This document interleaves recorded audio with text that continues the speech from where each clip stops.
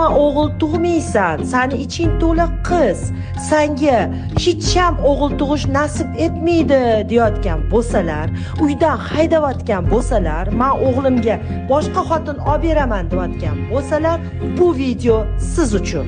Albatta o'g'il farzandli bo'lasiz. Hozirgi paytda bizning embriologiyamizda bolajonni salomatligini bilish borasida ham oila rejalashtirish maqsadida Y yoki X xromosomani aniqlash imkoniyati bor.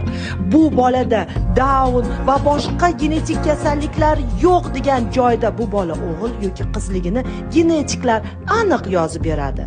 Va siz ultratovush tekshiruvida borganda bu menda o'g'ilmi, qizmi, endi nima bo'ladi degan savol bilan emas, balki meni ichimda o'g'il bolajonim katta bo'lyaptilar.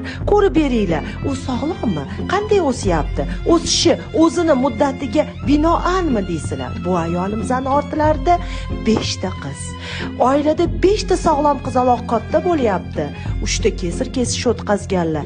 Lekin niyatim, maqsadim, dilimmi murodi o'g'il deb bizga keldilar. Bir necha yil ham homila bo'lmayapti, ham yoshim o'tyapti, tezroq o'g'il tug'ishim kerak dedilar. Ham befarzandlikni davolash maqsadida, ham sog'lom bola berish maqsadida biz ekoga qo'l urdik. Mana 7 ta hujayra oldik, tabriklaymiz. Iloyim 7 tasi ham o'g'il bo'lsin va qizimiz o'g'illi bo'lsinlar.